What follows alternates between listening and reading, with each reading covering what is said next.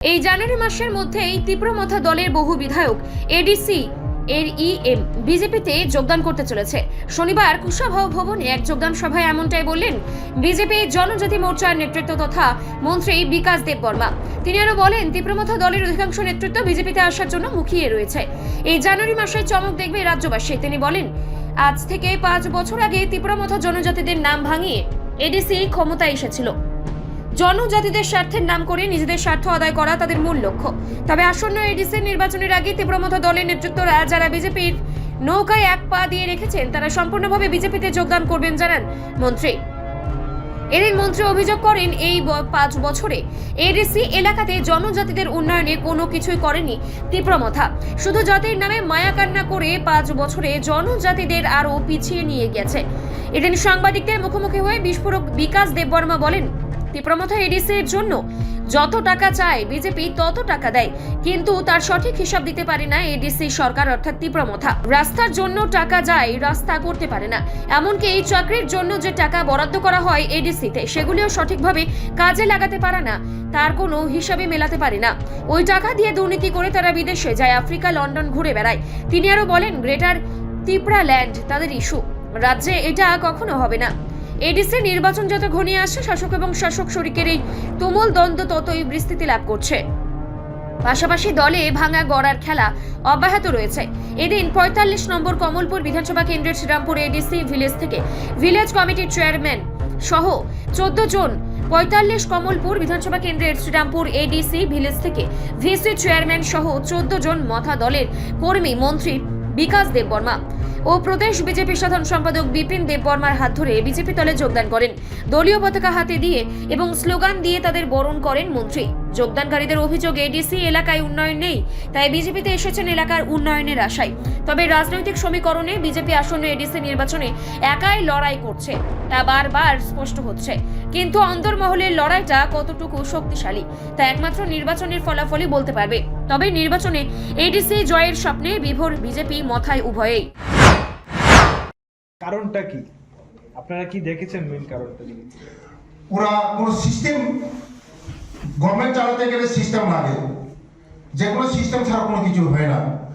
আপনারা সবাই দেখেছেন সাব জেডিও যখন ইন্টারভিউ হয়েছে, তাদের ইন্টারভিউ হয়েছে, প্রশ্নপত্রগুলি ফাঁস হয়েছে, চাকরি নিতে পারেনি।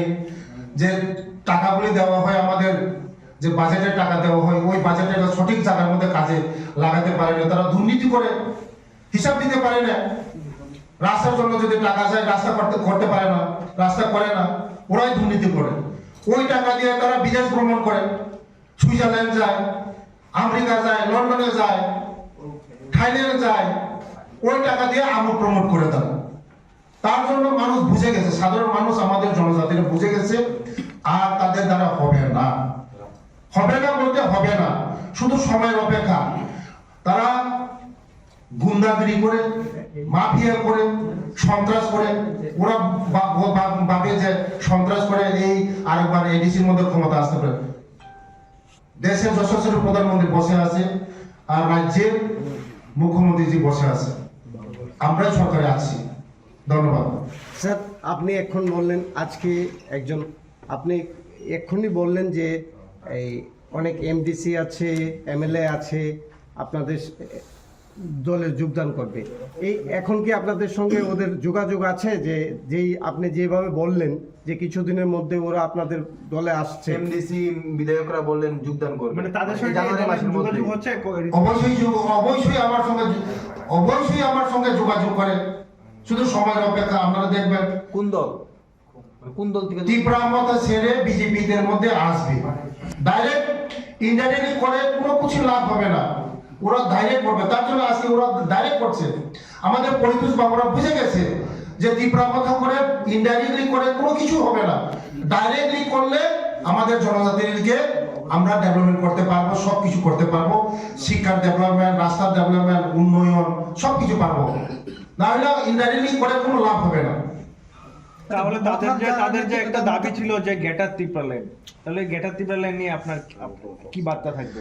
এটা তো তাদের ইস্যু, মায়া কান্না, সেন্টিমেন্ট। আমি বলছি তো, সেন্টিমেন্ট দিয়ে আর কিছু হবে না। গেটার কোনো কিছু হবে না। ওরা বলছে 10 तारीख रिजल्ट होगा, 11 तारीख में गैदर त्रिपुरा में मिला मिला नहीं मिला, कुछ नहीं मिलेगा।